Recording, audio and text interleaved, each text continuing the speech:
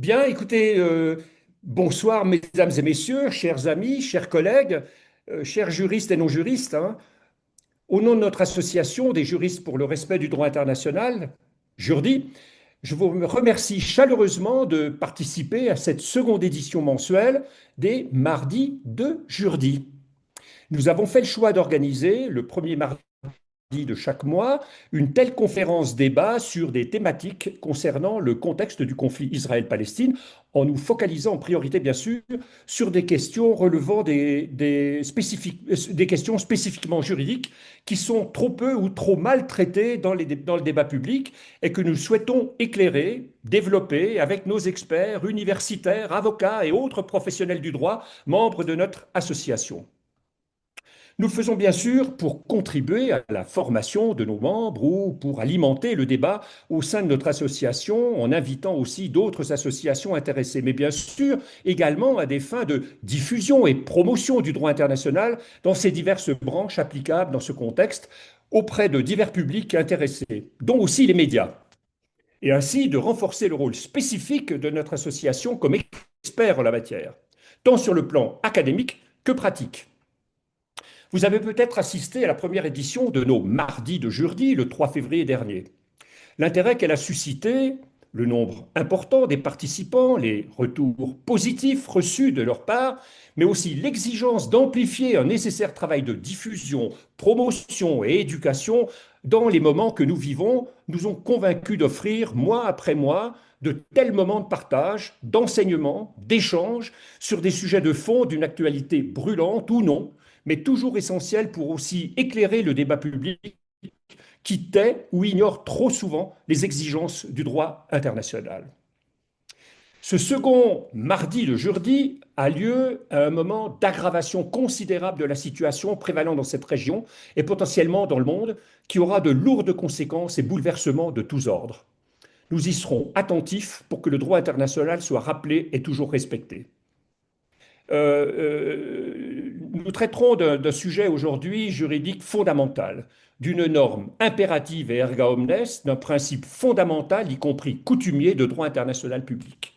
Le droit des peuples à disposer d'eux-mêmes, consacré dans l'article 1er de la Charte des Nations Unies, comme dans l'article 1er des deux pactes internationaux adoptés le 16 décembre 1966.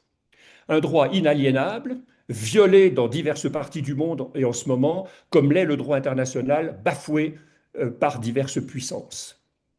Nous connaissons tous son importance fondamentale, je viens de le dire, je dirais primordiale, dans le contexte du conflit israélo-palestinien, dont tout règlement ne peut qu'être fondé que sur le respect de ce droit.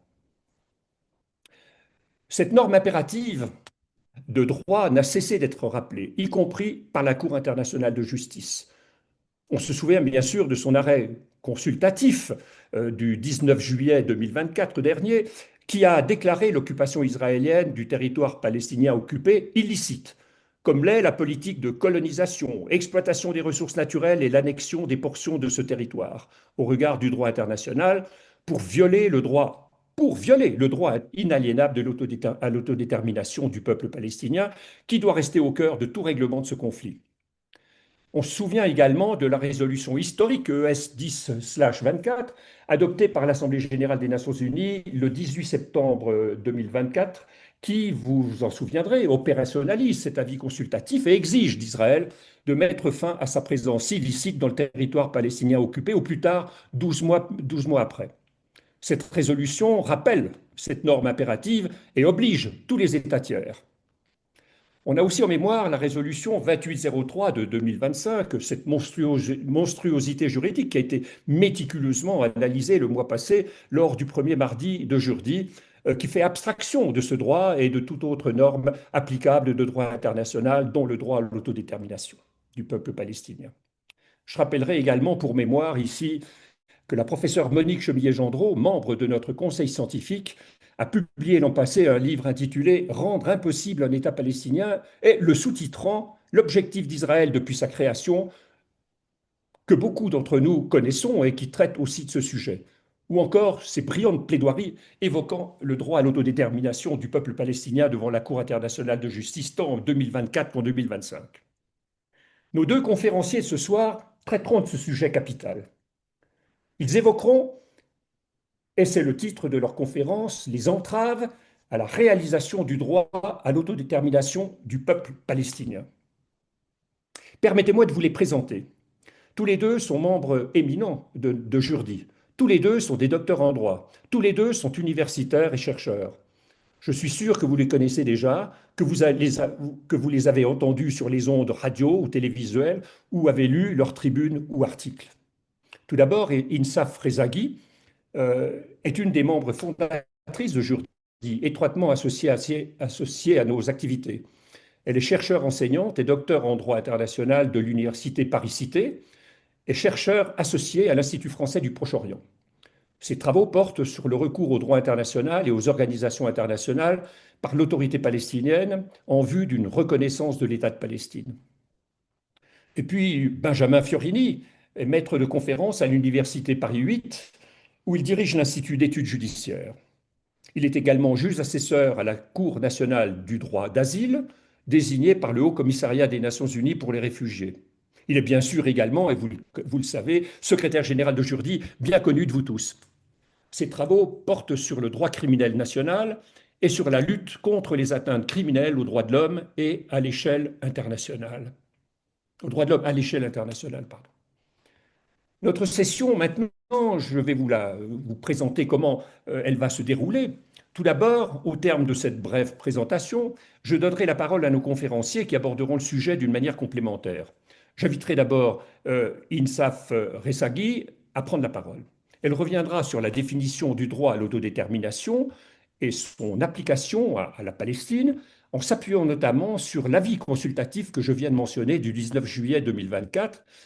Puis, dans un second temps, Benjamin Fiorini enchaînera sur les obligations qui pèsent sur les États et plus largement sur la société internationale au regard de cet avis et de la résolution pertinente de l'Assemblée générale des Nations unies de septembre 2024 dont je vous ai dit quelques mots.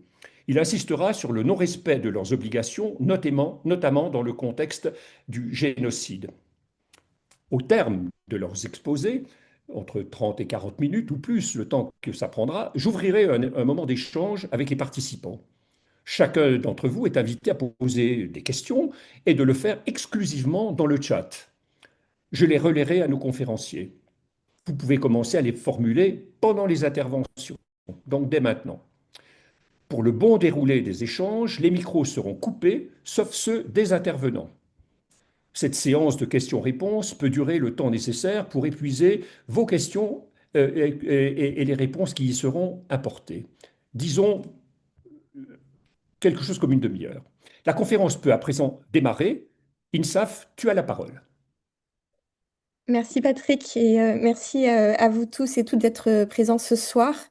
Je vais m'attacher effectivement à revenir sur la définition du droit à l'autodétermination d'un point de vue juridique, en prenant appui sur l'avis consultatif qui a été rendu par la Cour internationale de justice à l'été 2024.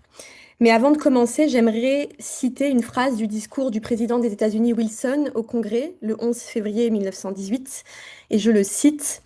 Les peuples et les provinces ne doivent pas faire l'objet de marchés et passer de souveraineté en souveraineté, comme s'ils étaient de simples objets ou de simples pions d'un jeu, même du grand jeu, maintenant à jamais discrédité de l'équilibre des forces. Fin de citation.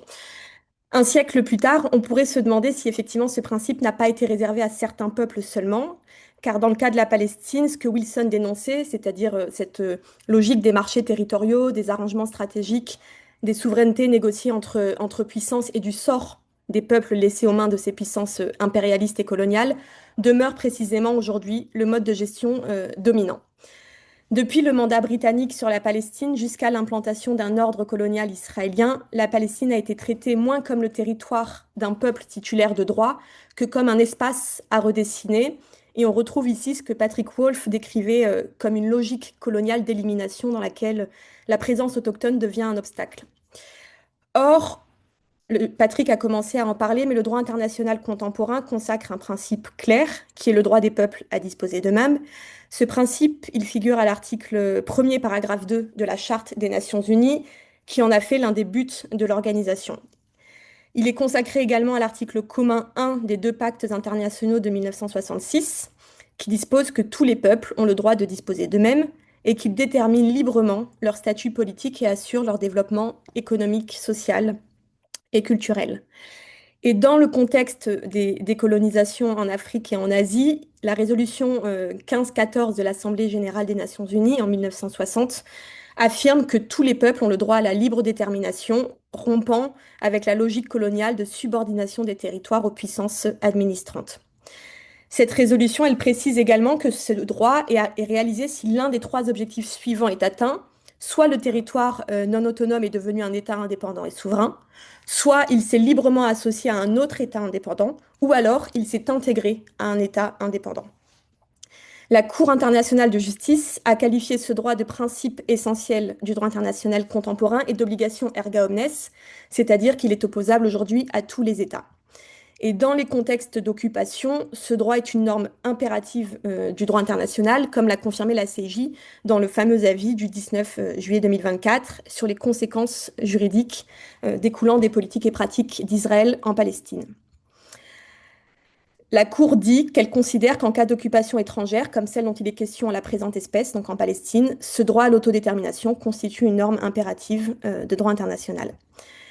Dans le cas de la Palestine, ce droit il a largement été reconnu par la société internationale, y compris par le Conseil de sécurité des Nations Unies et l'Union européenne. Et la CIJ l'avait réaffirmé dès 2004 dans l'affaire du mur.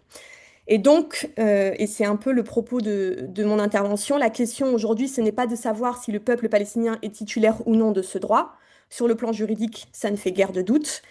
La question est plutôt de comprendre pourquoi et comment ce droit demeure entravé dans sa mise en œuvre par le maintien d'un ordre colonial israélien qui prend l'apparence aujourd'hui d'une annexion.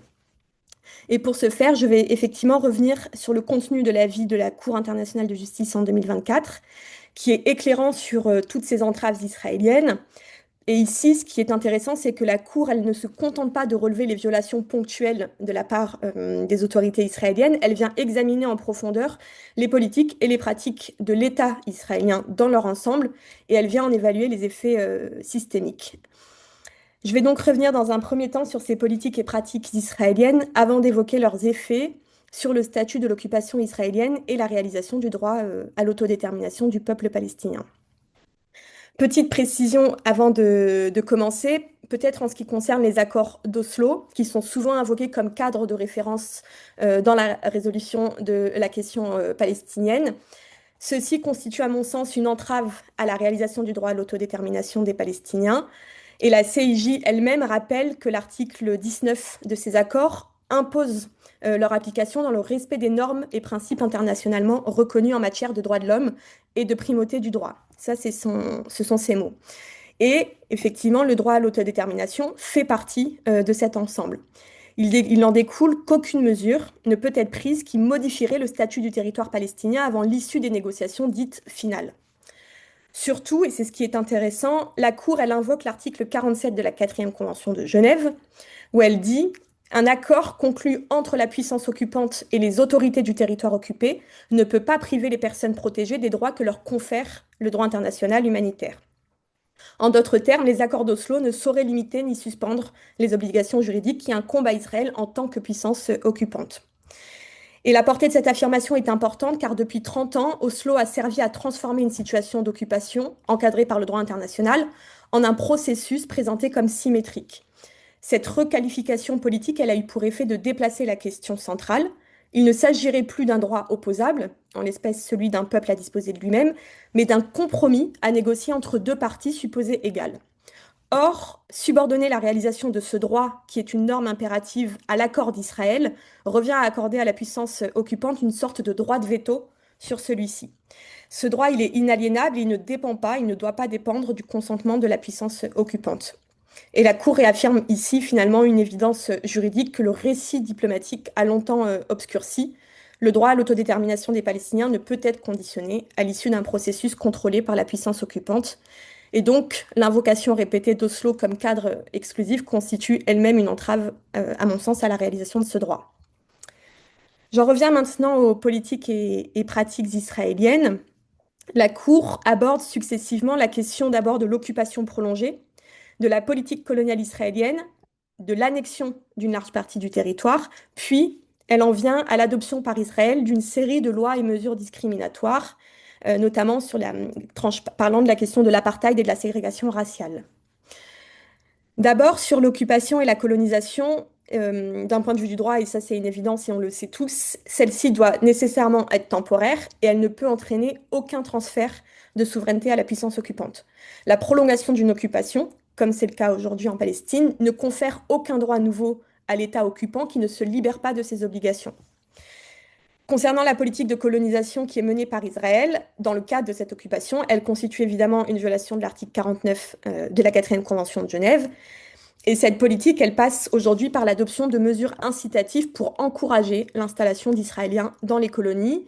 Ça passe également par la légalisation d'avant-postes qui sont construits en violation du droit interne israélien, le développement d'infrastructures civiles spécifiquement destinées aux colons, notamment les routes, les réseaux d'eau, les systèmes d'égouts, les systèmes de communication, et la création d'établissements d'enseignement et de santé directement dans les colonies.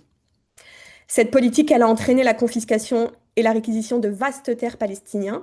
Depuis juin 1967, c'est environ 2000 km² de terres qui ont été expropriées dans la seule zone C, qui représente 60% de la Cisjordanie, souvent au profit des colonies et en violation de l'article 46 du règlement de l'A Haye, qui stipule que la propriété privée ne peut être confisquée. Cela passe également par l'exploitation par Israël des ressources naturelles palestiniennes, notamment l'eau et les minéraux, au profit de sa propre population, et le déplacement contraint des Palestiniens qui y résident. À titre d'exemple, entre juin 2022 et mai 2023, 1020 Palestiniens ont été déplacés à la suite de la démolition ou de la confiscation de leurs biens.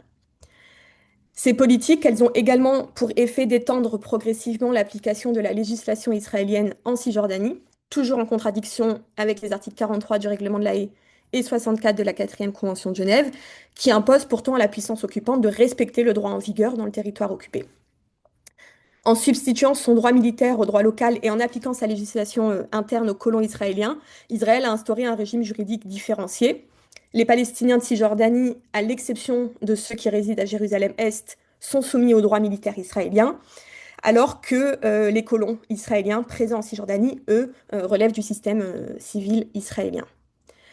La Cour relève par ailleurs, toujours sur cette politique de colonisation, que celle-ci s'accompagne de violences massives dirigées contre la population palestinienne, en violation de multiples dispositions tant du droit international humanitaire que du droit international des droits de l'homme, notamment du droit à la vie. Et la violence de ces colons, elle est souvent perpétrée en présence ou avec l'appui des forces de sécurité, avec un usage injustifié ou disproportionné de la force par ces dernières. À titre d'exemple, en 2021, seuls 19 Israéliens ont été inculpés sur la base d'infractions dites à caractère idéologique en Cisjordanie, alors que la même année, des centaines de Palestiniens ont été tués. Et la Cour parle, je la cite, d'un climat général d'impunité.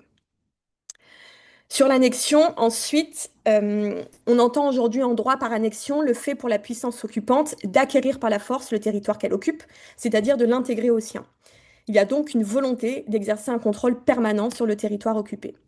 Le comportement d'Israël, qui montre son intention d'exercer un contrôle permanent sur le territoire palestinien, peut donc constituer un acte d'annexion. Et la Cour examine donc si, à travers ces actions, Israël a établi ou non un contrôle permanent en Palestine. Elle fait une distinction entre Jérusalem-Est et le reste de la Cisjordanie. À Jérusalem-Est, d'abord, Israël applique son droit interne depuis 1967 et affirme que Jérusalem-Est fait partie de son territoire, proclamant, je cite, Jérusalem entière et unifiée, capitale d'Israël. C'est la loi fondamentale de 2018. Une autre loi fondamentale qui a été adoptée cette fois en 1950 facilite la confiscation de terres appartenant à des personnes dites absentes, qui sont en réalité les Palestiniens qui ont été contraints de fuir pendant la Nakba, afin de les réattribuer à des personnes israéliennes ou juives non israéliennes. Et actuellement, on a 230 000 colons qui vivent dans 14 colonies à Jérusalem-Est. À cette colonisation s'ajoute la construction d'infrastructures et d'un réseau de transport public reliant Jérusalem-Est à Jérusalem-Ouest, et également la construction d'un mur à partir du début des années 2000 qui a facilité la séparation entre Jérusalem-Est et le reste de la Cisjordanie. Par ailleurs, Israël considère que les Palestiniens résidant à Jérusalem-Est sont des étrangers et elle leur impose de détenir un permis de résidence en cours de validité. Je vais y revenir. En Cisjordanie, les constructions palestiniennes sont interdites dans 70% de la zone C et très limitées dans les 30% restants. En tout, moins de 1% de cette zone est aujourd'hui accessible aux Palestiniens pour la construction de logements ou d'infrastructures. L'expansion des colonies et la présence civile et militaire israélienne forcent les Palestiniens à se déplacer vers d'autres zones de Cisjordanie. L'exploitation des ressources naturelles palestiniennes, l'imposition d'un droit militaire aux Palestiniens, la construction du mur et les démolitions de logements qui leur appartiennent renforcent le contrôle d'Israël sur le territoire palestinien occupé. Et pour la Cour, et là je la cite, ces politiques et pratiques sont destinées à rester en place indéfiniment et à créer sur le terrain des effets irréversibles. En conséquence, elles équivalent à une annexion de vastes parties du territoire palestinien occupé. Fin de citation. Et donc, en reconnaissant l'annexion d'une grande partie de la Palestine par Israël, la Cour admet aujourd'hui la permanence de la présence israélienne en Palestine. J'en viens maintenant aux mesures et lois discriminatoires. La discrimination, ça renvoie à la notion d'un traitement différencié entre les personnes selon qu'elles appartiennent à un groupe ou à un autre. Ici, le groupe visé, c'est le groupe des Palestiniens. Et la Cour, elle met en lumière 4 principales mesures discriminatoires qui sont mises en œuvre par les autorités israéliennes, à savoir la politique relative au permis de résidence, les restrictions à la liberté de circulation, la démolition des biens, soit des biens punitifs, soit pour défaut de permis de construire, et la ségrégation raciale et l'apartheid. Concernant d'abord la politique relative au permis de résidence, les citoyens israéliens ils peuvent résider aujourd'hui sans restriction à Jérusalem-Est, contrairement aux Palestiniens qui doivent disposer d'un permis de résidence en cours de validité et prouver avoir demeuré à Jérusalem-Est pendant les 7 dernières années. Et le ministre israélien de l'Intérieur, il a un large pouvoir discrétionnaire pour révoquer un permis de résidence, notamment pour, je cite, manquement à l'obligation de loyauté due à l'État d'Israël. Et depuis 1967, ce sont plus de 14 500 Palestiniens de Jérusalem-Est qui ont perdu leur statut de résident. Sur la situation des Palestiniens pour le reste de la Cisjordanie, plusieurs discriminations. C'est l'interdiction de résider à Jérusalem-Est, les restrictions à la liberté de circulation avec des routes qui sont réservées aux colons, la présence de près de 600 postes et barrages militaires, la construction du mur, les difficultés, voire l'impossibilité d'accéder aux lieux de culte à Jérusalem, la démolition des biens, etc. Et enfin, c'est aussi une nouveauté de cette décision, la Cour se prononce sur la ségrégation raciale et l'apartheid. L'article 3 de la Convention internationale sur l'élimination de toutes les formes de discrimination raciale stipule, je cite, les États parties condamnent spécialement la ségrégation raciale et l'apartheid et s'engagent à prévenir, à interdire et à éliminer sur les territoires relevant de leur juridiction toutes les pratiques de cette nature. Et pour la Cour, les politiques israéliennes, ils entraînent une double séparation, physique d'abord, avec un encerclement des communautés palestiniennes et une fragmentation du territoire, et une séparation juridique, avec donc ce droit militaire pour les Palestiniens et un droit civil pour les Israéliens. Et la Cour en conclut que cette double séparation viole l'article 3 et donc un régime de ségrégation raciale et d'apartheid est à l'œuvre en Cisjordanie. Et donc la Cour conclut en disant qu'elle est d'avis que le régime de restriction générale qu'Israël impose aujourd'hui aux Palestiniens est constitutif de discrimination systémique, fondée notamment sur la race, la religion ou l'origine ethnique. Maintenant que j'ai dressé ces politiques et pratiques qui viennent entraver le droit à l'autodétermination, je reviens très rapidement sur les effets qu'elles ont tant sur le statut de l'occupation que sur la réalisation du droit du peuple palestinien à l'autodétermination. Ces politiques et pratiques, elles affectent ces deux dimensions-là. Normalement, en tant que puissance occupante, Israël est tenu de ne pas entraver la réalisation du droit à l'autodétermination, y compris, je cite, son droit à un État indépendant et souverain sur l'intégralité du territoire palestinien occupé. Or, aujourd'hui, la poursuite de la colonisation et de l'occupation, je cite de nouveau la Cour, emporte violation de l'intégralité de celui-ci, élément essentiel du droit du peuple palestinien à l'autodétermination. La Cour, toujours, dit que le caractère prolongé des politiques et pratiques illicites d'Israël aggrave la violation du droit du peuple palestinien à l'autodétermination et en conséquence des politiques et pratiques d'Israël qui se poursuivent depuis déjà des décennies. Le peuple palestinien a été privé de son droit à l'autodétermination pendant une longue période et toute prolongation supplémentaire de ces politiques et pratiques compromet l'exercice de ce droit à l'avenir. Ça, ce sont les mots de la Cour. Des effets de ces politiques et pratiques sont aussi perceptibles sur le statut même de l'occupation. En effet, les politiques et pratiques israéliennes en Palestine, ils entraînent aujourd'hui des faits irréversibles sur le terrain qui viennent consolider l'annexion de parties importantes de la Palestine. Ça, c'est l'analyse que la Cour développe. Ces actions, elles aboutissent à une expansion de la souveraineté israélienne en Palestine, modifiant, je cite, le caractère physique, le statut juridique, la composition démographique et l'intégrité territoriale du territoire palestinien occupé. Et ces changements révèlent l'intention claire de créer une présence israélienne permanente et irréversible dans le dit territoire. Et donc la Cour conclut que l'occupation militaire israélienne est en elle-même illicite pour ces deux raisons. L'acquisition de territoires par la force et la violation prolongée du droit à l'autodétermination du peuple occupé. Tout d'abord, la Cour estime que l'affirmation par Israël de sa souveraineté en Palestine contrevient effectivement à l'interdiction de l'acquisition de territoires par la force, ce qui remet directement en question la licéité de la présence même d'Israël en Palestine. Ensuite, cette présence, elle entrave directement le droit à l'autodétermination qui est depuis trop longtemps laissé dans l'expectative et l'incertitude. Et donc, cette combinaison d'une acquisition de territoire par la force et de la violation du droit à l'autodétermination, ils ont forcément des répercussions sur la légalité de la présence israélienne, la Cour ne pouvant qu'en conclure à son illicéité.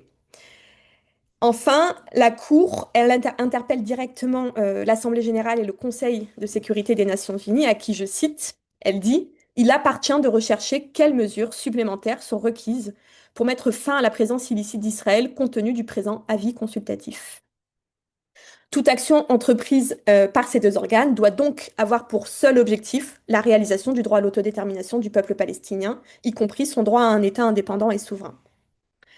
En définitive, l'entrave au droit à l'autodétermination du peuple palestinien procède aujourd'hui d'un ensemble cohérent de politiques juridiques, territoriales et institutionnelles qui vise à rendre irréversible une situation de domination. L'avis du 19 juillet 2024, il marque un tournant en ce qu'il qualifie l'occupation d'illégale et qu'il constate l'annexion de facto de larges portions du territoire palestinien, ainsi que l'existence d'un régime de discrimination systémique. Il rappelle surtout, et c'est important, que le droit à l'autodétermination est un droit opposable à tous et dont la violation engage la responsabilité de l'ensemble des États et de la société internationale. Cette analyse juridique ne peut toutefois être dissociée du contexte actuel. Le génocide contre les Palestiniens à Gaza est toujours en cours. À ce processus de destruction s'ajoutent les attaques généralisées partout en Palestine contre la population civile, l'enfermement massif de 10 000 Palestiniens actuellement dans les prisons militaires israéliennes, la fragmentation du territoire, le bouclage des villes et villages palestiniens, les destructions des maisons palestiniennes, le contrôle de l'économie et des ressources naturelles palestiniennes qui nous rappellent que l'entrave à l'autodétermination ne relève pas seulement d'une privation prolongée de souveraineté, elle prend aussi aujourd'hui la forme d'une atteinte directe à l'existence même du groupe protégé, les Palestiniens. Et le droit à disposer de soi suppose donc l'existence du peuple titulaire de ce droit. Dès lors, la question n'est plus uniquement celle de la reconnaissance abstraite d'un principe ou d'un droit, mais celle de sa mise en œuvre effective. Si l'autodétermination est une norme impérative du droit international, alors elle ne peut demeurer conditionnée à des rapports de force politiques. Elle implique des obligations positives pour les États tiers, ne pas reconnaître la situation illicite, ne pas prêter aide ou assistance à son maintien et coopérer pour y mettre fin. À défaut, le droit international risque de consacrer ce qu'il prétend interdire, la normalisation de la force comme mode d'organisation de nos relations internationales. Et c'est pourquoi maintenant je laisse Benjamin Fiorini poursuivre sur les conséquences juridiques qui aujourd'hui s'imposent à tous les États notamment. Et je vous remercie.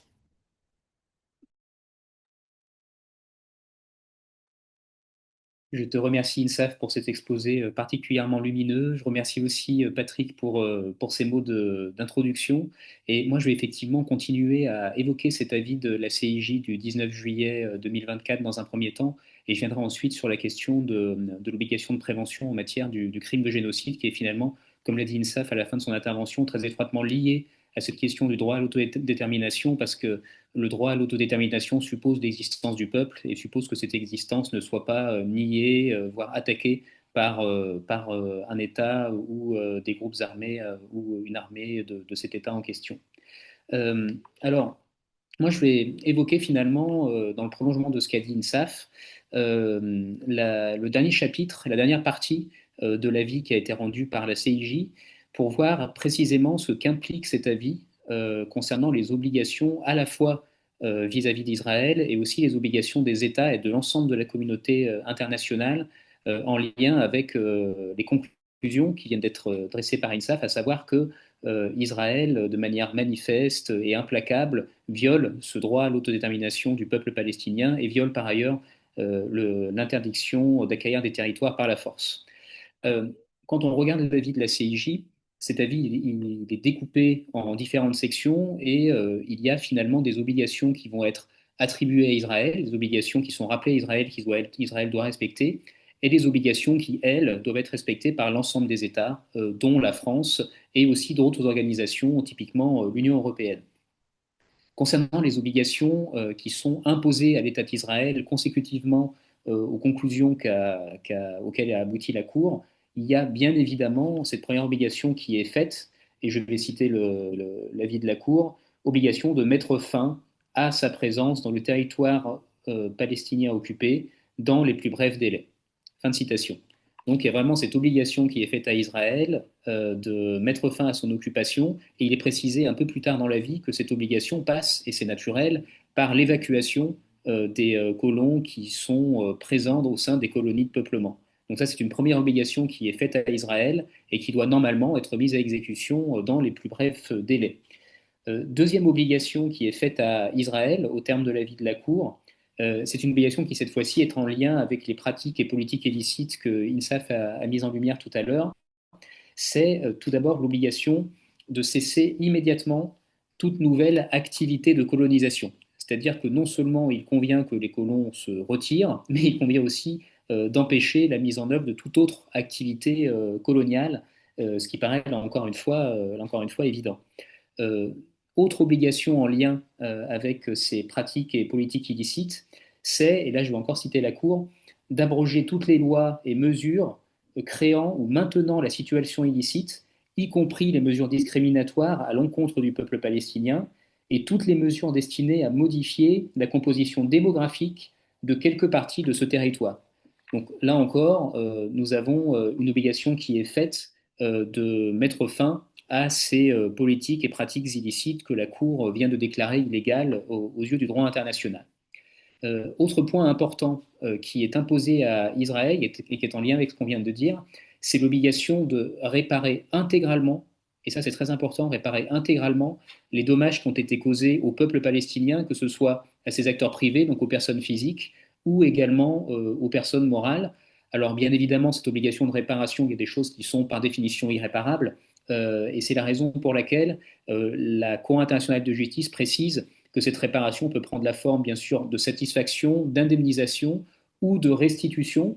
Et il y a dans l'avis de la CIJ des paragraphes très intéressants justement sur ce que peut impliquer cette restitution, ou ce que doit tout précisément impliquer cette restitution. Et parmi les obligations en termes de restitution, il y a notamment, bien évidemment, l'obligation de restituer les terres, de restituer les biens immobiliers, de restituer les avoirs confisqués, de restituer finalement tous les biens, y compris les bâtiments, les biens culturels, qui auraient été illégalement accaparés pendant la période de colonisation illégale depuis 1967.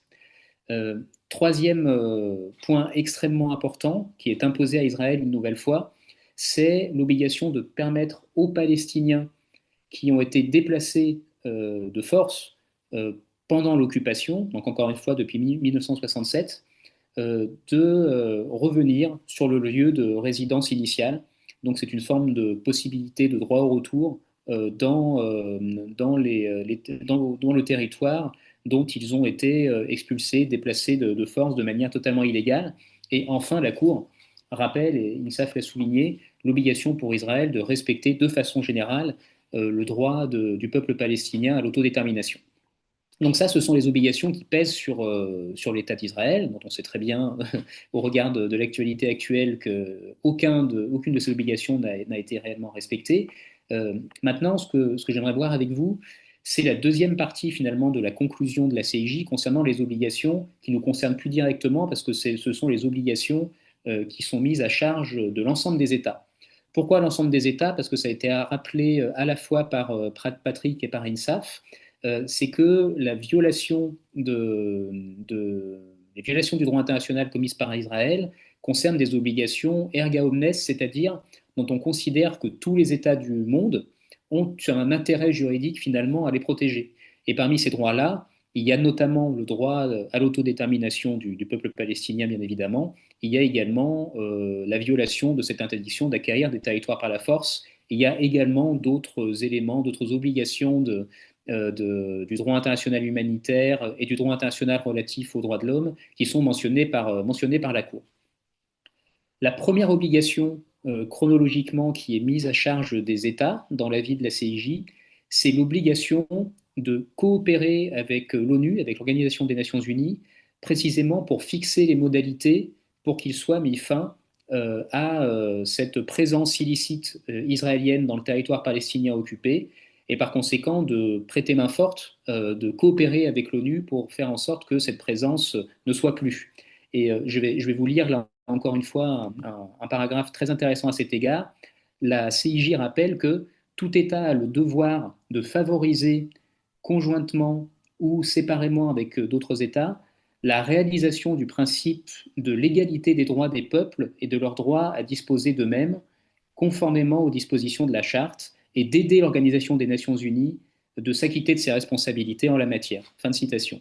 Donc là encore, on a vraiment cette obligation, ce rappel une nouvelle fois de l'importance de ce droit et l'obligation pour tous les États du monde, dans la France, j'y reviendrai, de coopérer avec l'Organisation des Nations Unies pour mettre à bien cette obligation.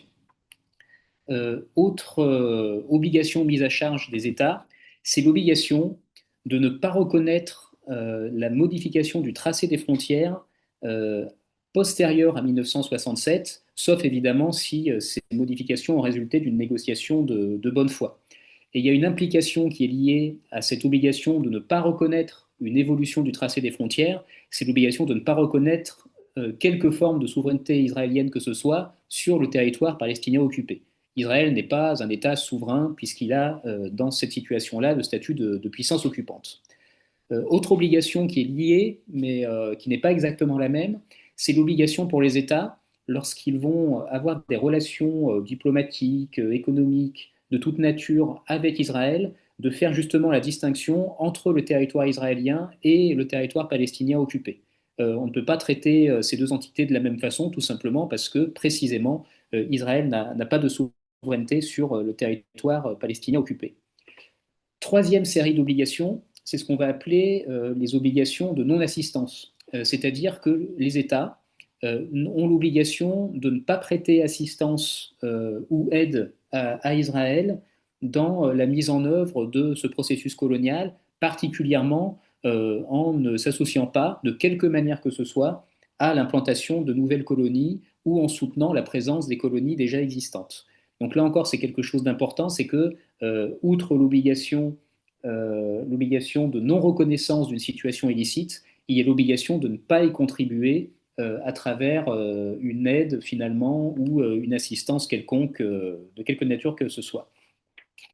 Alors je précise d'ailleurs à cet égard que les obligations qui sont rappelées par la Cour internationale de justice concernent la plupart du temps les États, mais il y a également des obligations qui sont rappelées par la Cour internationale de justice qui ne concernent pas stricto sensu les États, et tout particulièrement, ce que dit la Cour internationale de justice, c'est que, bien évidemment, les États ont cette obligation de non-reconnaissance et de ne pas aider au processus de colonisation ou à son maintien, mais c'est une obligation qui va peser aussi, je vais citer, sur les institutions spécialisées, sur les sociétés d'institutions, ou sur d'autres institutions qui n'ont pas justement apporté leur concours à cette reconnaissance. Donc c'est quelque chose qui va plus loin, et les États ont aussi pour obligation de s'assurer que des entités privées, par exemple, au niveau national, ne contribuent pas aussi à la violation de ces droits fondamentaux du peuple palestinien.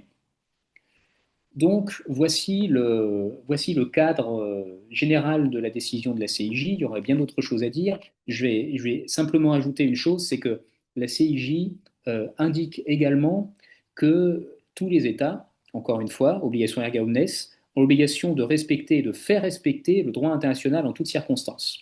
Et ça, c'est une obligation qui peut évidemment sembler très générale, mais qui justement va concerner des choses qui excèdent le périmètre de ce que l'on vient de dire, et qui vont concerner notamment l'obligation de faire respecter des normes de droit international humanitaire, dont on a nécessairement beaucoup parlé dans le cadre de ce qui s'est passé ces dernières années, et également l'obligation de prévention du crime de génocide.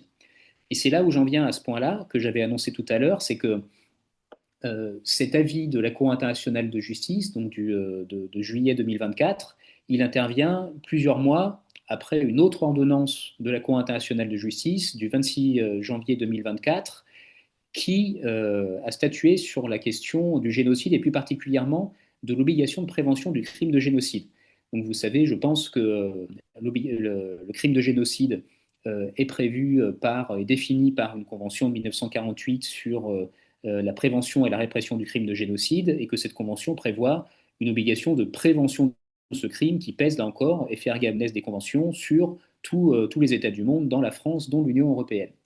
Et dans cette ordonnance du 26 janvier 2024, la Cour internationale de justice a conclu qu'il existait un risque plausible de génocide dans la bande de Gaza et que par conséquent, Israël devait mettre en place une série de mesures conservatoires pour que ce risque disparaisse, mesures qu'Israël n'a jamais mis en place malgré des demandes répétées de la Cour internationale de justice. Et cette ordonnance du 26 janvier 2024 a été suivie par une autre décision de la Cour internationale de justice du 30 avril 2024, cette fois, et qui est venue préciser quelque part les contours de cette obligation de prévention du crime de génocide pour les États. Et ce qu'est venu dire cette ordonnance du 30 janvier 2024, c'est que les États ont l'obligation de mettre en œuvre tous les moyens qu'ils ont raisonnablement à leur disposition pour faire pression sur Israël, en l'occurrence, pour qu'Israël ne commette pas un génocide, ou en tout cas cesse de commettre un génocide en cours. Donc la question qui va se poser une fois qu'on a rappelé tout ça, c'est la suivante. Eh bien, est-ce que les États, de manière générale, ont respecté ces différentes obligations qui ont été mises à leur charge, à la fois en matière de prévention du génocide et également concernant l'avis de la CIJ dont nous avons parlé depuis le début avec INSAF, concernant notamment la question de la colonisation. Alors, ce qu'il faut tout de suite commencer par dire, c'est que cet avis de la Cour internationale de justice et d'une certaine façon l'ordonnance de janvier 2024 ont été suivies la même année, et Patrick l'a rappelé tout à l'heure dans son mot d'introduction, d'une résolution prise par l'Assemblée générale des Nations unies du 18 septembre 2024, qui a été approuvée par 124 pays, dont la France, je tiens quand même à le signaler. Et cette résolution, elle a exigé, elle a posé un certain nombre d'exigences vis-à-vis d'Israël et rappelé un certain nombre d'obligations pour les États. Parmi les exigences qui ont été fixées, il y a notamment le retrait des forces militaires israéliennes des territoires palestiniens occupés, y compris son espace aérien et maritime, donc retrait des forces militaires. Il y a l'arrêt immédiat de toute nouvelle activité de colonisation et l'évacuation de tous les colons de peuplement illégaux. Il y a le démantèlement des parties du mur, j'en ai pas parlé tout à l'heure, mais c'est également quelque chose d'important dont INSAF a un peu parlé, démantèlement des parties du mur qui sont présentes justement sur le territoire palestinien occupé et qui n'ont rien à y faire. C'est l'abrogation de toutes les lois et mesures dont on parlait tout à l'heure dans leur dimension discriminatoire vis-à-vis du peuple palestinien. C'est la restitution des terres et des biens saisis depuis le début de l'occupation. C'est la possibilité pour les Palestiniens illégalement expulsés ou illégalement déplacés de rejoindre leur lieu de résidence initiale. C'est le respect du droit à l'autodétermination de manière générale du peuple palestinien, et c'est également l'application des mesures énoncées par la Cour internationale de justice dans son ordonnance du 26 janvier 2024, de manière à ce qu'il n'y ait pas commission du crime de génocide. Donc finalement, cette résolution, elle va aborder ces différents points. Elle va faire une synthèse de ces différents points, rappelant par la même occasion, de manière implicite, l'obligation que tous les États ont de respecter ces obligations. Maintenant, quel est le bilan? Alors, quel est le bilan si on se place en tout cas du côté de la France, et je vais prendre en fait, moi je vais prendre le parti de m'intéresser à la France et de m'intéresser à l'Union européenne. Alors, concernant l'obligation de prévention du crime de génocide, si on reprend la démarche finalement de la Cour internationale de justice qui nous dit que les États doivent mettre en œuvre tous les moyens qu'ils ont raisonnablement à leur disposition pour mettre fin aux crimes de génocide. Concrètement, qu'est-ce que ça peut signifier? Ça peut signifier, par exemple, prendre des sanctions individuelles ciblées contre des dirigeants israéliens qui auraient ouvertement appelé à la commission de ce crime. Et si je duplique par rapport au cas de l'avis de la Cour internationale de justice de juillet 2024, ça peut être aussi prendre des sanctions individuelles ciblées contre des dirigeants israéliens ou des responsables importants qui auraient appelé et qui continueraient à appeler à la poursuite du processus de colonisation. Or, ce qu'on remarque aujourd'hui, c'est qu'il n'y a aucune sanction individuelle ciblée qui pèse contre un seul dirigeant israélien de ce point de vue-là. Donc on va dire que déjà, de ce point de vue-là, l'obligation n'est pas mise en œuvre. L'obligation n'est pas mise en œuvre. Autre élément que l'on pourrait mentionner, les sanctions économiques. Sanctions économiques parce que ça peut être un levier de pression sur Israël pour faire en sorte qu'Israël cesse la commission du crime de génocide.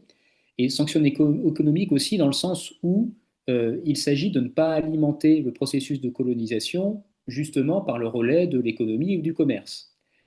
Est-ce qu'il y a eu la moindre sanction, la moindre initiative concrète qui a été prise dans ce domaine, au-delà des condamnations de façade et grandiloquentes? Eh bien, ce qu'on remarque, c'est que non. Vous savez qu'il y a des discussions en ce moment au niveau des instances européennes pour remettre en cause l'accord de libre association entre l'Union européenne et Israël. Et vous savez que jusqu'à présent, ces discussions sont restées lettres mortes malgré le constat fait par les services mêmes de l'Union européenne qu'il y avait une violation grave des droits humains dans les territoires occupés. Donc on constate qu'il y a une violation grave des droits humains et en conséquence on ne prend aucune sanction, ce qui est une logique imparable. Donc vous remarquerez que là encore, l'obligation qu'on peut imaginer et qui semble, et qui d'ailleurs qu'on doit imaginer puisque c'est la Cour internationale de justice qui nous impose de la prendre, n'est pas véritablement prise. Bon, on pourrait imaginer finalement tout un tissu d'initiatives concrètes pour mettre à exécution ces obligations. Et ce qu'on constate, c'est qu'à chaque fois qu'on essaye d'en imaginer une et qu'on regarde concrètement ce que fait la France, eh bien le résultat n'est pas au rendez-vous. Donc, ce que l'on peut dire, pour conclure, c'est que cet avis de la Cour internationale de justice associé à l'ordonnance du 26 janvier 2024 sont effectivement d'une extrême importance parce qu'ils rappellent les évidences du droit international et les obligations qui pèsent sur tous les États qu'ils doivent normalement mettre en œuvre pour respecter ce droit à l'autodétermination et en particulier celui du peuple palestinien. Mais ce qu'on constate malheureusement, c'est que ces obligations, en tout cas du côté français et du côté de l'Union européenne, sont très peu mises en œuvre. Et c'est d'ailleurs une des raisons de notre existence aujourd'hui, puisque, comme vous le savez, nous avons engagé un certain nombre d'initiatives pour faire en sorte que ces obligations soient, in fine, respectées. Et je vous remercie pour votre attention.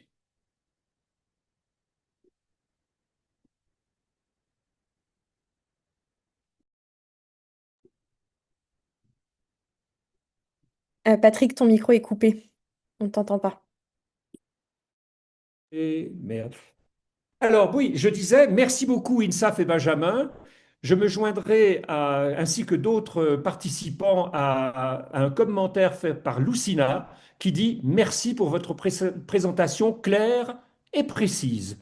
Eh bien, je crois que c'est l'unanimité de tous les participants et c'est aussi mon appréciation. Vous avez été remarquable, comme d'habitude.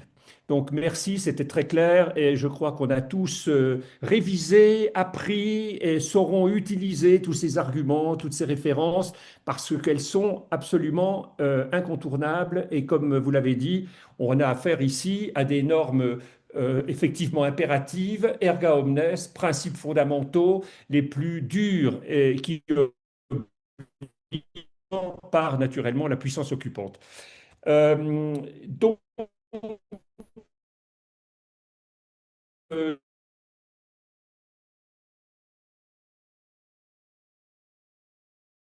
je continue à poser vos questions jusqu'à ce qu'on épuise nos conférenciers pour écouter leurs réponses. Je commencerai par celle de Thierry Lebray qui fait le commentaire. Je lis les questions hein, et ensuite vous répondrez, mais elles sont toutes je les ai révisées rapidement, elles sont toutes très intéressantes et pertinentes. Depuis juillet 2024, exclure des appels d'offres publics les sociétés listées par l'ONU comme contribuant à la colonisation est-il conforme au droit international, voire obligatoire? Pour autant, est-ce possible dans le cadre du Code des marchés publics? Puis, même question pour les produits issus des colonies, voire les produits israéliens. C'est un sujet que nous traitons pas mal aussi à Jourdi. Je ne sais pas qui des deux voulait Euh, répondre à cette question. Patrick, est-ce qu'on peut prendre une série de questions? Comme ça, on y Ah répond. bon, alors je prends dans l'ordre, hein. Le même Thierry nous parle maintenant de la violation de l'article 3 de la Convention sur la discrimination raciale qui a été mentionné là tout à l'heure. Est-ce un crime, est-ce constitutif du crime d'apartheid ou une ségrégation ou les deux? Quelle différence entre les deux? Sont-ils des crimes contre l'humanité? Ensuite, peut-être une troisième, aussi de Thierry Lebray. Alors, décidément, il est très prolifique.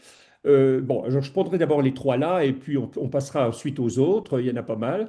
Le droit au retour, cette fois, hein, sur le droit au retour et la réparation, y compris en Israël. Droit de retour en Israël.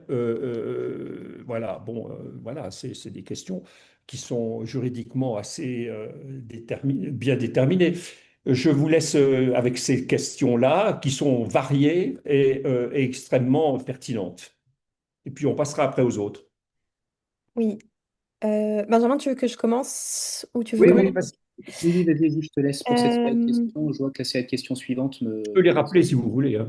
Non, non, moi, peut-être juste sur la première question, je sais pas sur les marchés, sur les appels d'offres, mais en fait, ce qui est sûr, c'est que l'Assemblée générale, dans la résolution que Benjamin mentionne, qui a été adoptée en septembre 2024, elle dit très clairement qu'il faut prohiber l'importation de tout produit provenant des colonies de peuplement israéliennes. Or, aujourd'hui, au niveau de l'Union européenne, ce n'est pas le cas parce que ce que fait l'Union européenne, c'est qu'elle impose un simple étiquetage spécifique pour tous les produits qui sont importés des colonies. Donc ça participe également au niveau de l'Union européenne d'une violation de ses obligations au regard de ce qu'a dit l'Assemblée générale. Sur la question du droit au retour, c'est un droit qui a été consacré par l'Assemblée générale des Nations unies dans sa résolution 194 du 11 décembre 1948, qui exige effectivement, qui impose effectivement le droit au retour pour les Palestiniens qui ont été expulsés de force de leur lieu d'habitation dans toute la Palestine historique pendant la Nakba en 48-49. Et effectivement, ce droit au retour, il doit pouvoir s'opérer précisément sur le territoire à partir duquel ils ont été contraints de fuir, donc y compris l'État d'Israël actuellement. Donc ce droit-là, il a été consacré très largement et il n'a pas été remis en question par une résolution a posteriori de l'Assemblée générale des Nations unies. Et petite précision enfin sur, et je laisserai Benjamin compléter, sur la ségrégation raciale et sur l'apartheid. Euh, Effectivement, aujourd'hui, l'apartheid est contenu dans le statut de Rome, dans l'article 7 du statut de Rome, c'est un crime contre l'humanité. Elle est aussi contenue dans la Convention de 1973. Et Mhm. effectivement, toute situation d'apartheid implique une ségrégation raciale, mais toute ségrégation raciale ne constitue pas nécessairement un apartheid. Il y a des critères qui permettent de faire la distinction, mais effectivement, le crime d'apartheid est un crime contre l'humanité qui n'est pas aujourd'hui retenu dans les charges qui sont retenues contre les deux dirigeants israéliens, Yoav Gallant et Benjamin Netanyahou, qui sont poursuivis pour crimes de guerre et crimes contre l'humanité, mais pour des crimes qui ont été commis depuis le 8 octobre 2023 à Gaza. La situation en Cisjordanie n'est pas à ce stade retenue dans les charges. Après, peut-être que ça va être amené à évoluer parce que l'enquête est confidentielle, mais à ce stade, effectivement, le crime d'apartheid ne fait pas partie de cette liste-là. Merci Oui. beaucoup. Je crois que les réponses sont extrêmement claires. Euh, Ensuite, peut-être je poserai la question de Nassira Ghenif. Merci beaucoup de ces exposés fort éclairants et de votre attention aux questions suivantes. Ne faut-il pas comprendre la réticence de la France à appliquer ses décisions, avis, résolutions internationales ou peser pour qu'elles le soient au regard de sa position de puissance occupante, souvent nommée puissance administrative? Bon. En Kanaki, ah voilà, en Kanaki et en Polynésie, deux archipels dont les peuples sont inscrits sur la liste des peuples à décoloniser des Nations Unies. En se bornant à reconnaître un État palestinien, la France reste dans sa zone de confort en tant qu'État colonial et ne cherche pas à mettre en péril sa propre position. Bon, Kanaki, Polynésie, autodétermination. Qu'en est-il de l'affirmation reprise sans aucune critique dans les médias selon laquelle le peuple israélien aurait aussi un droit à l'autodétermination? Comment la comprendre dans ce contexte actuel? Alors voilà, ça c'est pour Nadia qui poursuit.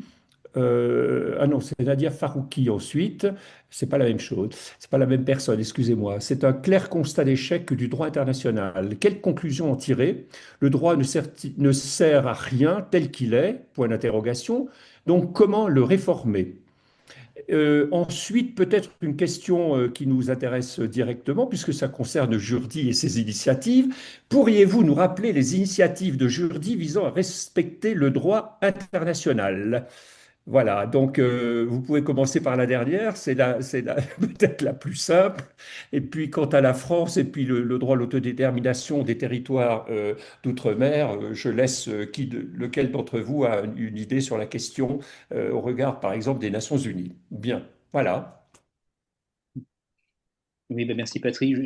Si tu permets, Insaf, je commence peut-être par la réponse à la dernière question. Alors, les initiatives qu'on a mises en œuvre, elles sont nombreuses. Donc, bon, outre les activités, on va dire, académiques, médiatiques, on essaie justement de faire entendre la voix du droit international, ce qui n'est pas forcément chose aisée par les temps qui courent, puisque vous aurez vu qu'au regard des derniers événements sur les plateaux télévisuels des chaînes dominantes, on a plutôt le sentiment que le droit international est mis en position d'accusé, comme si c'était un empêcheur de réaliser sa pleine puissance d'État. Enfin, c'est quelque chose d'assez terrible et cynique, mais c'est effectivement les débats auxquels on assiste. Donc on va dire que notre voix, elle a quand même une importance dans ce contexte-là. Mais outre ces activités-là, c'est vrai que nous, on a mis en œuvre un certain nombre d'initiatives sur le terrain judiciaire pour justement faire en sorte que les diverses obligations dont on a parlé tout à l'heure soient respectées. Alors par exemple, pour ce qui concerne l'obligation de prévention du crime de génocide, on a mis en place deux initiatives. La première, c'est que nous avons assigné la France devant le tribunal administratif de Paris, mais maintenant devant le Conseil d'État, pour justement faire constater que la France n'a pas respecté ses obligations en matière de prévention du crime de génocide. Et pour répondre d'ailleurs à une des questions qui est aussi dans le chat, quand on envoie des courriers, etc., est-ce que ça a une influence? Ben, il faut savoir que sur cette question-là, on a écrit plusieurs courriers, hein, bien évidemment, au gouvernement français. On a parfois eu des réponses de courtoisie nous disant qu'on avait reçu le message et que c'était bien passé, mais en réalité, on a bien vu que politiquement, il y avait eu très peu de traduction, voire aucune traduction concrète des demandes que nous formulions. Et on a également eu, oui, la réponse du gouvernement français à nos demandes dans le cadre de cette procédure, des réponses voilà, assez déstabilisantes et qui montrent, on va dire, une profonde méconnaissance, des méconnaissances probablement feintes d'ailleurs, de la part de nos gouvernants de leurs obligations internationales. On a également mis en place une action au niveau cette fois-ci de l'Union européenne, plus précisément devant le tribunal de l'Union européenne et désormais devant la Cour de justice de l'Union européenne. On a fait ce qu'on appelle un recours en carence. Recours en carence, c'est quand vous constatez qu'il y a une des institutions phares de l'Union européenne, alors en l'occurrence la Commission européenne et le Conseil de l'Union européenne, qui ont failli à leurs obligations et notamment à leurs obligations internationales. Et vu que nous, on a constaté que ni la Commission européenne ni le Conseil de l'Union européenne n'avaient mis en place la moindre mesure pour s'opposer notamment au génocide, eh bien, nous avons décidé d'actionner ces deux institutions devant ces juridictions dont je vous parlais dans le cadre de ce recours en carence. Et à côté de ça, donc à côté de ces actions qui concernent, on va dire, les États ou en tout cas des groupements d'États, on a mis en place aussi d'autres actions. Par exemple, nous avons mis en place une série d'initiatives judiciaires, d'actions civiles contre certains groupes ou contre certaines grandes entreprises. Je pense par exemple à Airbnb, puisque vous savez peut-être que Airbnb euh, diffuse des annonces concernant des logements détenus par des colons en Cisjordanie, ce qui par conséquent revient pour Airbnb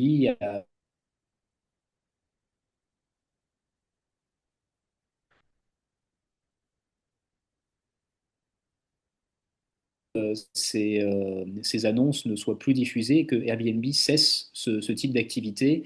Alors nous, on va dire qu'on porte l'action au civil et que la Ligue des droits de l'homme porte l'action au pénal, puisque, on l'a dit tout à l'heure, hein, mais ce processus colonial peut être qualifié, et doit être qualifié d'ailleurs, de crime de guerre, au regard notamment du statut de la Cour pénale internationale. C'est un exemple parmi d'autres. On a mis en place des actions contre BNP Paribas, par exemple, contre Eurolinks, pour ce qui concerne la question des livraisons d'armes ou des composants de munitions vers Israël. Donc voilà, nous sommes actifs, nous sommes actifs, et en fait, le simple fait que ces actions judiciaires existent et qu'elles puissent se traduire concrètement, même si c'est dans quelques mois, par potentiellement des succès, je dis potentiellement, mais ça devrait être des succès si les juges ont bien le courage d'appliquer le droit international, ça nous verrons. Eh bien voilà, ça montre que le droit international n'est pas mort et qu'il a encore une capacité opératoire et à faire office de levier à la fois pour des actions judiciaires, mais aussi pour la société civile, pour laquelle il doit être l'une des boussoles pour guider son action et ses revendications. Merci beaucoup, Benjamin. Tu veux rajouter quelque chose, Insaf, non, sur les autres sujets? Sinon, je passe aux autres Euh, questions. Oui, peut-être quand même pour essayer de grouper les questions qui ont été posées par Nassira et Nadja. Je pense que là, les questions qui sont soulevées, elles nous invitent en tout cas à dépasser la seule analyse du cas palestinien et à nous interroger sur finalement la cohérence de la position française, qui effectivement demeure au regard du droit international une puissance administrante et coloniale. Notamment, donc, elle a évoqué, je crois que c'est Nassira, la question de la Kanaki. Et ça crée effectivement un paradoxe, c'est que la France, dans les instances internationales, affirme défendre le droit à l'autodétermination du peuple palestinien, que ce soit au niveau européen ou au niveau du Conseil de sécurité, tout en étant partie prenante à des processus de décolonisation qui sont aujourd'hui inachevés. Et je pense que elle est aujourd'hui confrontée à ses propres enjeux-là décoloniaux, mais elle est aussi confrontée à son propre passé colonial, qui est celui de l'Algérie. Et on voit bien à quel point ces questions-là reviennent très souvent dans le débat public. Et donc, je pense que Gaza aujourd'hui, mais la Palestine en général, elle a manifesté finalement la faillite de cet ordre international et de la France dont elle en fait partie, qui prétendent effectivement invoquer des principes et des normes prétendument en tout cas universelles comme le droit à l'autodétermination, mais qui, quand il s'agit de l'appliquer, font face finalement à leur propre passé, à leur propre présent également. Merci beaucoup. Je voudrais faire un petit commentaire que le professeur Alain Pellet, que je remercie ici d'être présent et de nous soutenir et de faire un commentaire. Il souligne d'abord la très bonne réponse de Benjamin. Merci Benjamin. Effectivement, il souligne que par rapport à la question sur le droit international et son échec, que c'est faux, même si tout ce qui se passe est profondément décourageant. Moi, je voudrais ici profiter de ce petit moment pour vous dire que ce que nous faisons est souligné comme étant très apprécié par tous les membres et autres participants. Il se fait par un travail bénévole de tous, au détriment de beaucoup d'autres choses de chacun d'entre nous, de talents de chacun d'entre nous et de membres du conseil scientifique qui nous soutiennent. Nous avons besoin de votre soutien. Nous avons besoin aussi, peut-être même que vous nous aidiez à lever des fonds. On a besoin de renforcer notre équipe, y compris de stagiaires, éventuellement un jour de professionnels, pour pouvoir faire face à nombre de défis dans tous les domaines de communication et autres. On a besoin de soutien, de renfort. Et puis, je dirais aussi, pour faire face aux risques financiers que toutes les opérations et toutes les actions et les initiatives que Benjamin vient de rappeler, nous encourons des risques financiers. Nous aurons besoin donc du soutien de tous, des provisions pour pouvoir faire face à d'éventuels problèmes. Donc nous allons de l'avant avec détermination et contre vents et marées, et il y a beaucoup de vents et de marées, et donc et pas toujours des résultats au rendez-vous. Donc on a besoin de vous et je fais cet appel, on le refera devant l'Assemblée générale ordinaire que nous aurons dans moins de 15 jours et l'Assemblée générale extraordinaire qui suivra. Et donc, j'en profite de cette occasion. Et donc, en parlant du professeur Alain Pellet, je voudrais il nous a fait un commentaire qui est le suivant, que je vous lis, qui est très important. Il dit, très bonne présentation de l'avis de 2024.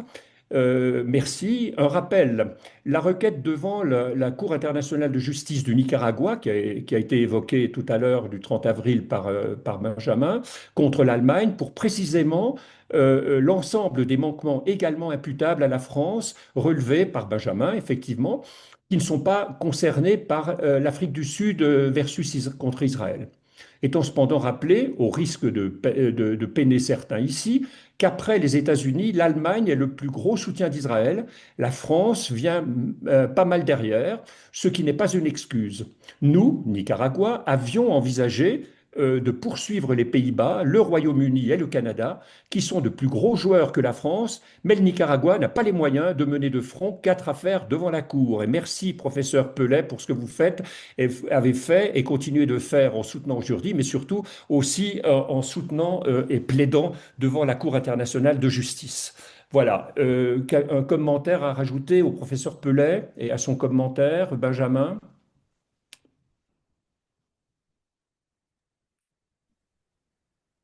Non? Non, pardon. Oui, non, non, non, moi, je suis, excuse-moi, tout à fait en phase avec ce commentaire. Et oui, bah, c'est dommage que le Nicaragua n'ait pas les moyens de, de mener ses actions de front parce qu'il ne faut pas compter sur la France.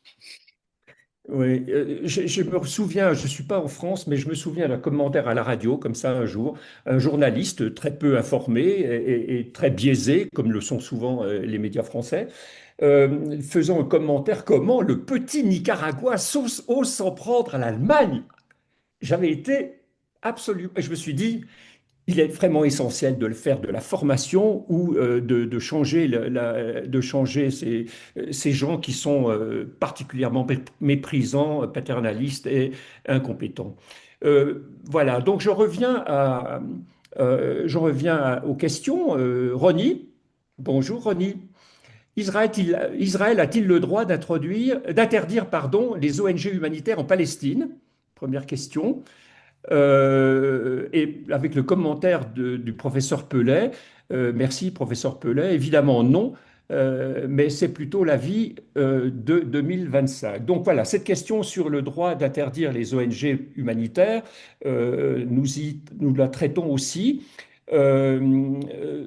Beaucoup d'appréciation. Eh bien, je crois que c'est à peu près tout. Thierry Debray qui nous fait le commentaire très encourageant, disant que heureusement que nous sommes là, c'est précieux pour les militants qui ne sont pas des spécialistes. Bravo aux intervenants, c'est passionnant. Bravo aux intervenants, c'est réellement passionnant. Merci beaucoup. Oui, merci beaucoup. Merci à Jourdi de nous permettre de ne pas céder à la résignation. Oui, effectivement, on a besoin de vous pour nous encourager et nous pour vous encourager, pour se serrer les coudes. Vos actions nous aident à avoir un peu d'espoir en l'humanité. Merci infiniment à vous tous de Jourdi. Bon, c'est pas moi qui le dis, hein, là c'est vraiment des participants et vous pouvez pas savoir à quel point c'est formidable de lire ces paroles. Euh, Promouvoir davantage Jourdi sur les réseaux sociaux, notamment votre existence, me semble un peu confidentielle et c'est fort dommage. Donc je m'adresse ici peut-être à Nadia et à INSAF et à Benjamin qui s'occupent beaucoup de communication. Euh, euh, oui, alors j'ai mal prononcé votre nom, professeur Pellet. Bon, bah, excusez-moi. Euh, et lequel professeur Pellet, je continue, à part toutes ces appréciations positives que j'ai lues, il est regrettable qu'aucun État n'intervienne à l'appui de la requête du Nicaragua, mais ce pays s'en le souffre. Moi, ça m'est égal, la cause est bonne. Eh bien, vous avez parfaitement raison et je crois que tout le monde ici partage votre avis. Oui, il est avocat du Nicaragua. Je crois l'avoir dit, mais je peux le répéter. Il est effectivement l'avocat du Nicaragua dans ce cas-là auprès de la Cour internationale de justice, puisqu'il y a plaidé au nom du Nicaragua. Bien, ben voilà, c'est tout ce que j'ai épuisé, les messages qu'on a reçus, mais il y avait donc des questions. Est-ce que vous les avez notées? Sinon, je peux le rappeler, à part les commentaires en particulier sur les organisations humanitaires impartiales interdites par Israël dans la bande de Gaza. Et puis, bon, il y avait l'UNRWA, bien sûr, mais c'est un sujet séparé. Vous voulez traiter de cette question? Non, je pense que le professeur, en fait, c'est le professeur Pellé et il a très bien répondu. Moi, c'est vrai que je trouve regrettable qu'aucun autre État, notamment tous ceux qui se sont joints à la procédure Afrique du Sud contre Israël, eux, ne se soient pas joints à celle en cours opposant le Nicaragua à l'Allemagne.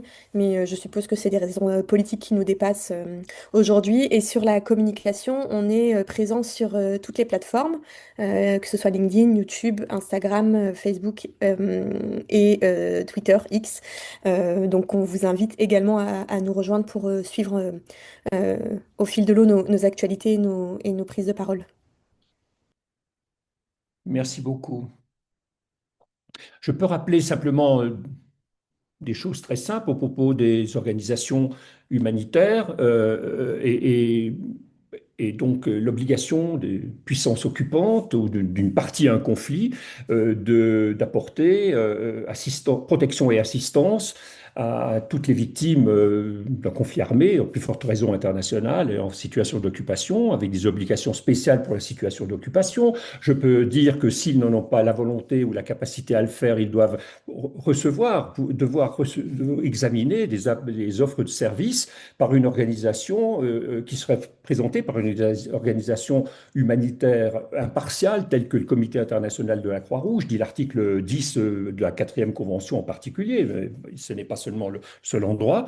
Et donc, elle ne peut pas refuser, naturellement, pour des raisons arbitraires, sauf à évidemment commettre le crime, par exemple, de l'utilisation de la famine comme arme de guerre.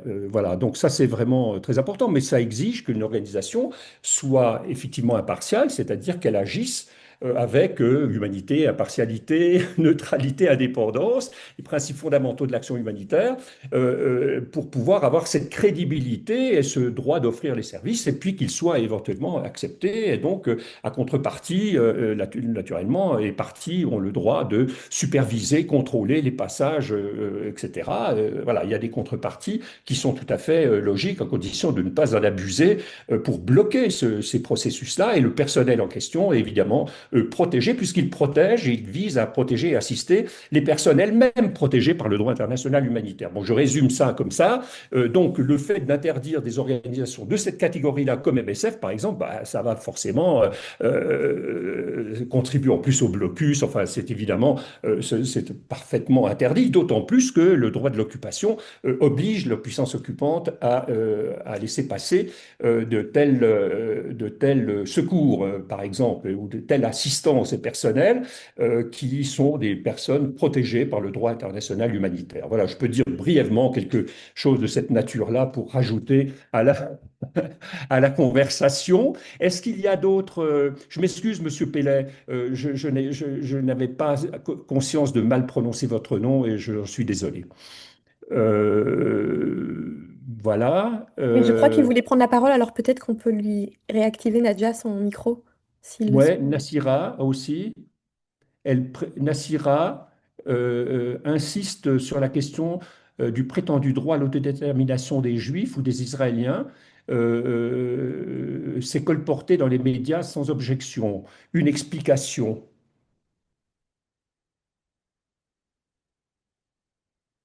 Le droit à l'autodétermination du En fait, peuple. c'est une question qu'on ne se pose pas parce que là, en l'occurrence, vu que l'État d'Israël, la société internationale a décidé de le créer sur une partie du territoire palestinien historique, on doit considérer que celui-ci a déjà été réalisé. Donc je ne crois pas que ce soit la question aujourd'hui. Mais voilà, Bah, après, j'imagine que si la question est évoquée sur les plateaux de télévision, ça doit être Hmm. pour justifier justement toutes les L'annexion. activités d'Israël, l'annexion, voire pire. Dans ce cas-là, effectivement, enfin, le droit à l'autodétermination existe, mais en aucun cas il ne justifie des crimes internationaux. Donc on peut très bien reconnaître un droit à l'autodétermination, pardon, sans pour autant en tirer pour conséquence que ça permette de commettre ce type de crime. Je voudrais ici intervenir pour dire que non, nous ne craignons pas, professeur Pellen, nous ne craignons pas que les gens puissent prendre la parole. Aussi, les micros peuvent s'ouvrir, peut-être ils savent. On n'a pas d'inconvénient, on ne craint rien ni personne. C'est un espace ouvert entre membres et non-membres de jury pour débattre. Donc, si quelqu'un veut prendre la parole oralement, est-ce qu'on peut le faire, je crois, techniquement, hein. Donc, Nadia, on peut le faire techniquement. Et auquel cas, qui veut prendre la parole et ouvrir son micro et poser des questions? Moi, je pense que là, il n'y a aucune exclusion ni aucune crainte. On peut le faire sans difficulté. Vous pouvez réagir en levant la main pour que je puisse vous identifier.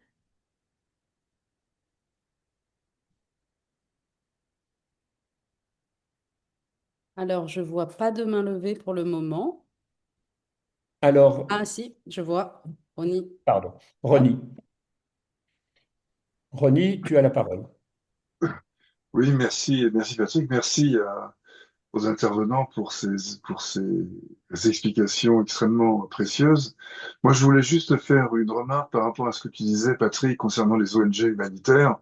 C'est le point de vue depuis lequel j'examine tout cela.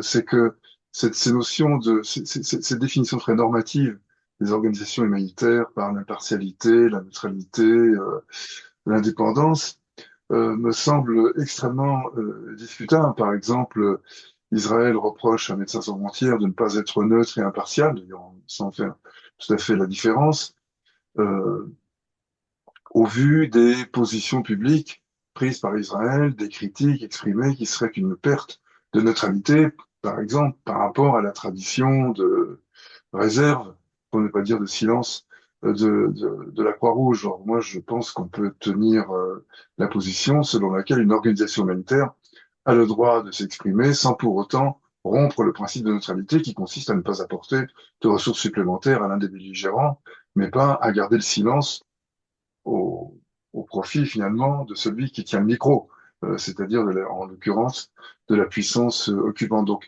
accuser Israël, par exemple, de génocide, enfin, parler du génocide en cours en Israël, pour moi, ça ne devrait pas être considéré comme une rupture de la neutralité. Mais force est de constater que c'est l'usage dominant aujourd'hui. Voilà, c'est cette remarque que je voulais faire sur ces définitions excessivement normatives et finalement qui sont largement utilisés par les belligérants les plus forts pour faire taire des critiques ou des expressions publiques qui ont lieu d'être parce qu'elles permettent d'éclairer la situation.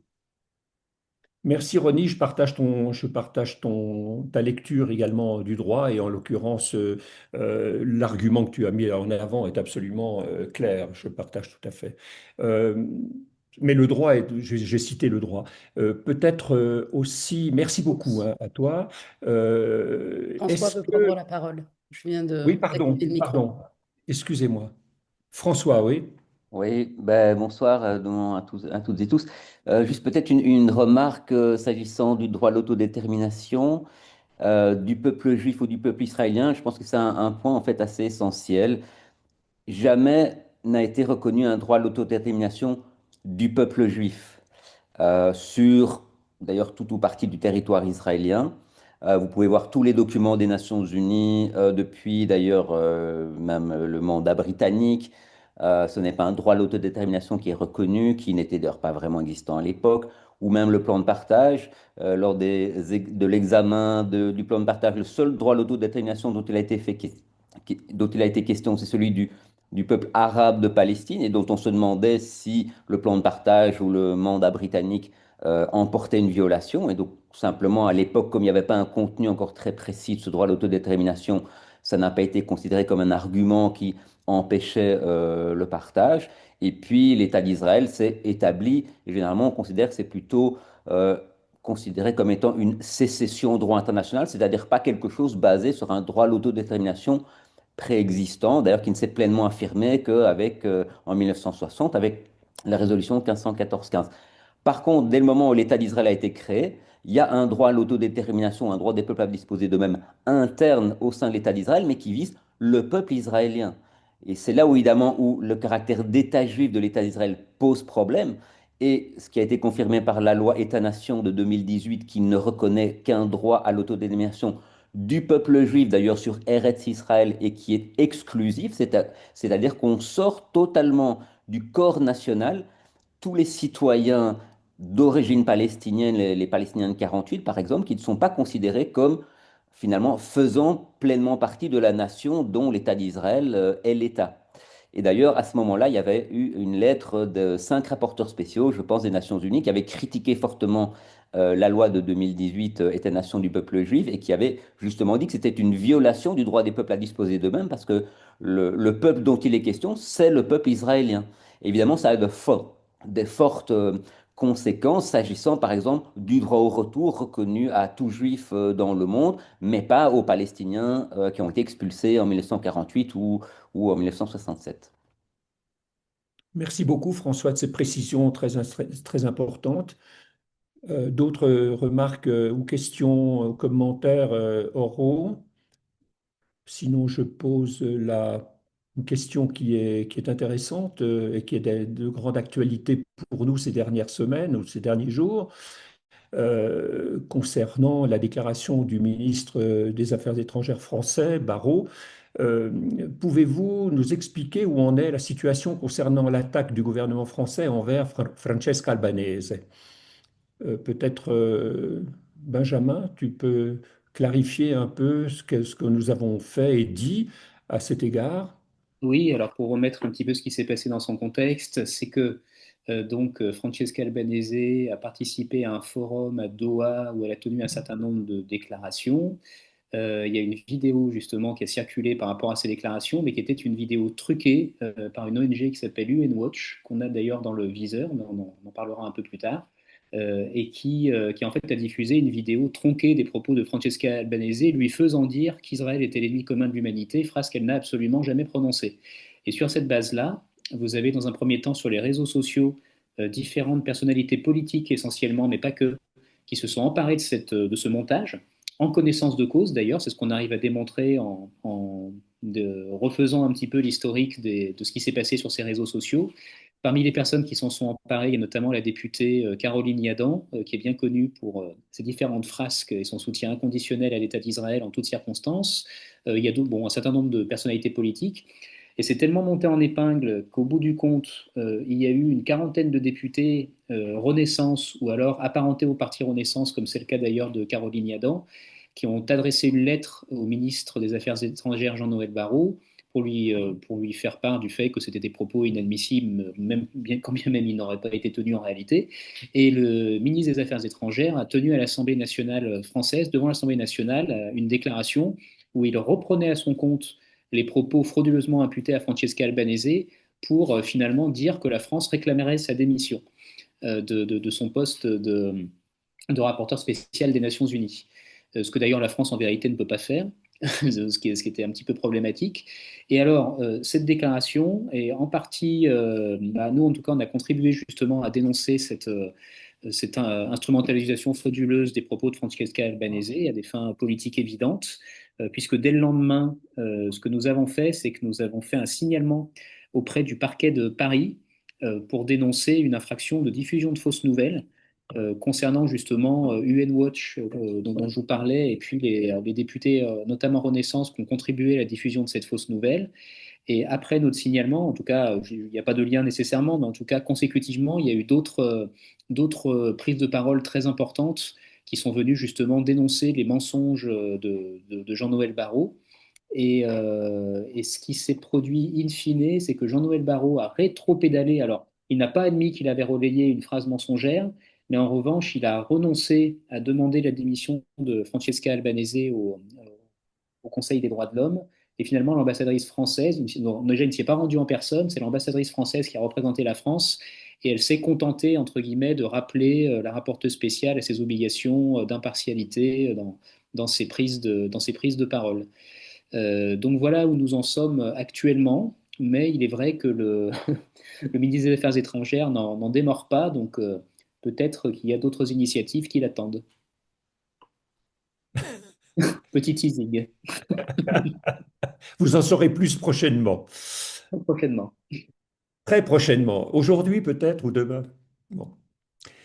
Alors, euh, merci Benjamin. C'est remarquable. On a fait un boulot juridique spécifique et de défense du droit international, des procédures spéciales. Bref, il faut tenir le fort.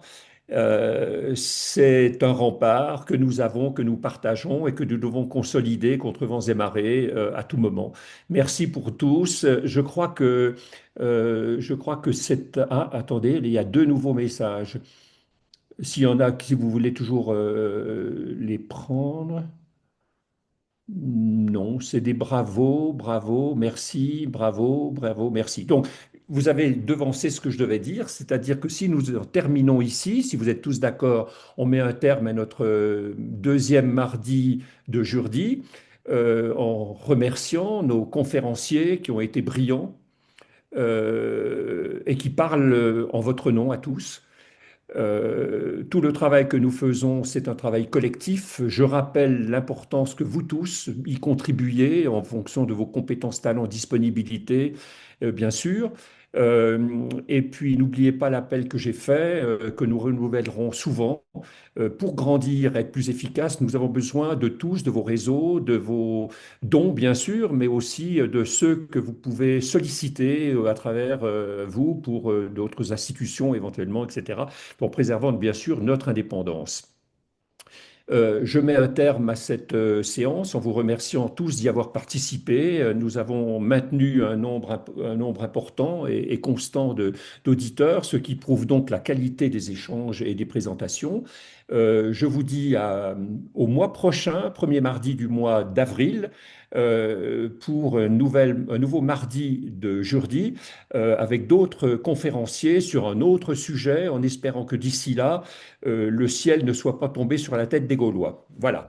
Et puis, je vous dis donc à très bientôt et encore merci. À bientôt et merci. Merci, au revoir. Merci à tous.